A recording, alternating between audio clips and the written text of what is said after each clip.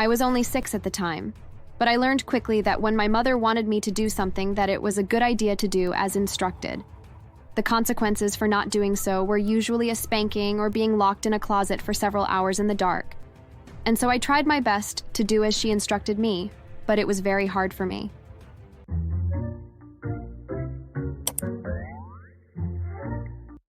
Hi there, my name is Eve, and I may have done something very terrible, but I can't help but feel that maybe I might be justified. Just hear me out until I can tell you the whole story, and you can let me know what you think. So growing up for me was a bit rough. My father was never in the picture and had left my mother before I was even born. He had no interest in being a father and had wanted my mother to not even have me, but my mother had made the choice to give birth to me. At any rate, I grew up with only my mom. Life was a bit difficult as my mom only worked part-time at a factory. One day she came home and decided that I was old enough to learn how to sign my own name. I was only 6 at the time, but I learned quickly that when my mother wanted me to do something that it was a good idea to do as instructed. The consequences for not doing so were usually a spanking or being locked in a closet for several hours in the dark. And so I tried my best to do as she instructed me, but it was very hard for me. No, not like that. Ugh, why are you so useless? Such a stupid child. You take after your father. Such a complete disappointment. I'm sorry, Mama. I'll keep trying, though. I promise I'll do better. You're damn straight that you will, because if you don't, you'll spend 2 days in the closet with only water to eat. She then slapped me hard across the face. It hurt like hell and split my lip open. With tears flowing heavily from my eyes, I tried over and over again to write my name out in a way that my mother would approve of. After several hours, I had finally written a few that made my mother happy enough to let me stop. The next day when she came home from work, she had a stack of paperwork that she wanted me to sign my name on. I had no idea what it was that I was doing, but she seemed pleased with my signing of them. The next day, my mother came home wearing a brand new coat and was carrying a few $100s worth of groceries. It was really odd, but I saw the groceries and was so hungry that I didn't ask any questions. Instead, I just dug into the food and gorged myself. For some time, my mother was in a good mood, and her usual verbal and physical abuse subsided. But after a few months, things began to return back to normal. It was just as bad as before. When I was older, I realized that when my mom was flush with cash that she was in a great mood and was actually a halfway decent mother. But when the money would run dry, that she became a cruel and bad-tempered monster. During those times, the abuse was the worst, and there were many times that I had to stay home from school until my bruises or cuts would heal, so that people wouldn't know how violent my mother was. Every few months, my mother would have another stack of paperwork for me to sign. As I grew up, I began to understand what it was that I was signing and recognized the logos for credit card companies.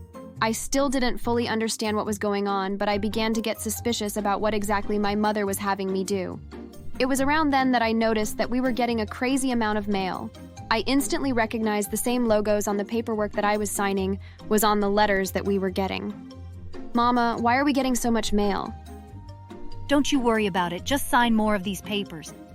When I turned 12, though, my mom was having shorter and fewer intervals of happiness and was being stressed out more often. Suddenly one day, she stormed into my bedroom and told me to quickly pack up and that we were leaving and never coming back to our home. I was so confused, but the look in her eyes told me that she wasn't interested in hearing any questions. When the sun was coming up, we were on the road driving across the country. Days later, we arrived in a new town and rented an apartment. The next day, my mother told me that my name was no longer Eve Mendez, that it was now Eve Taylor, and that I needed to practice writing my new signature. Once she was satisfied that I could sign it well enough, she had me signing more paperwork. And after that, money wasn't a problem for a while again. It went on like that for many years, but by the time that I was 18, I finally realized what was going on. For years, my mother had used me, apply for credit cards, and to rack them up, and when the companies would no longer give us any more cards or money, then we would skip town and do the same thing in the next town we stopped in. We would constantly change our names and our home, and it was quickly getting very tiring. Plus, it dawned on me that since I was turning 18, that I would be liable for any of the debt that I got from the cards that she would eventually want me to sign up for. Before that, as a child, I couldn't be held at fault or arrested for what my mother had been making me do, but that would no longer apply to me now that I was an adult. Plus, I was tired of constantly moving. and was never able to live somewhere for longer than a couple months.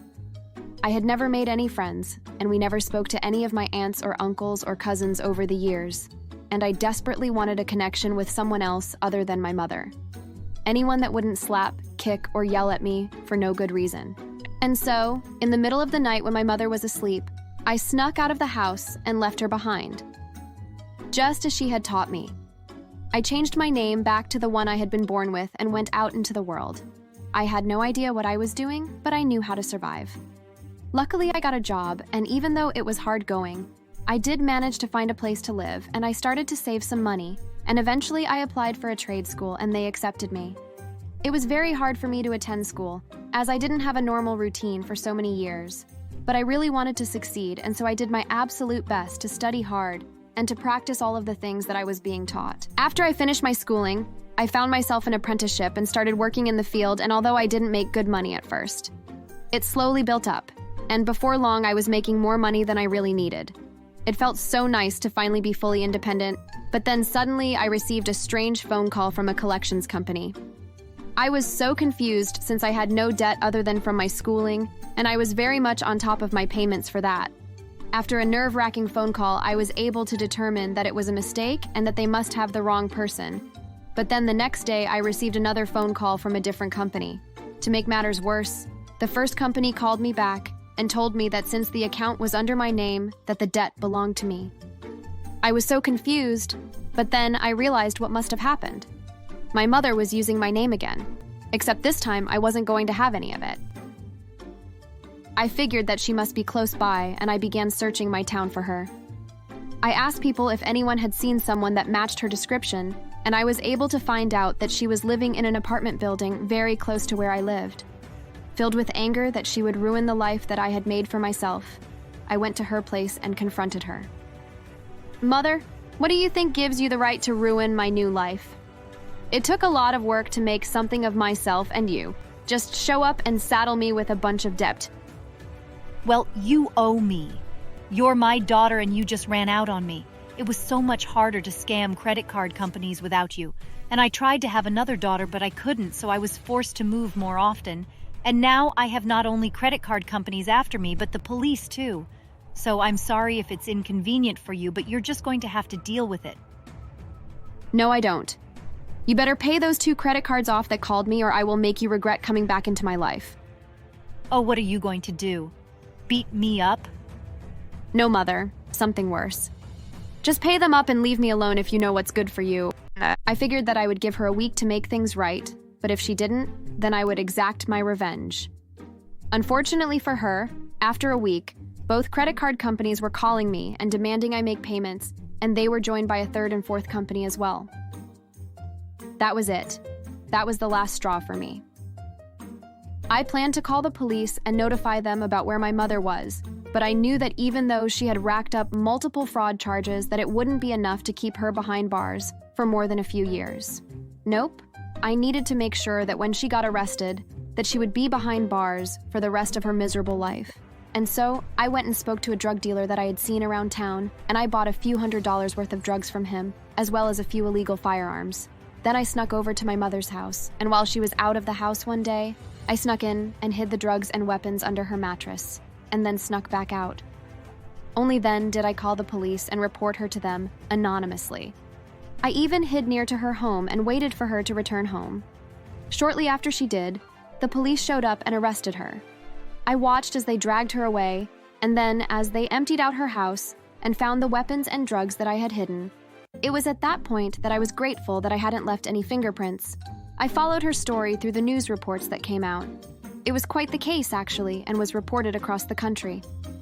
Once she had been arrested, the police had tracked reports about her committing fraud all over the country. Adding onto those cases, the fact that she had several hundreds of dollars worth of drugs and illegal weapons in her possession didn't look very good for her. The judge that was assigned to her case threw the book at her and sentenced her to life in prison. Thankfully, the debt that she had just stuck on me was removed, as it was made clear that she had illegally used my name to commit fraud, and I was incredibly grateful for that. So there you have it. I essentially not only ratted my own mother out to the police, but I even framed her for even more charges just to ensure that she wouldn't ever be free from prison for the rest of her life. Now you might think that I went a bit overboard, but there was no way that I was going to let my mother ruin my new life. If I hadn't done anything, then she would have drowned me in debt while she lived a life of luxury at my expense. And then she would have moved on. And if I managed to climb out of that debt, then she would have done it again after a few years. At least this way, I can be assured that I won't have to ever worry about her ever again. But what do you think? Did I go too far?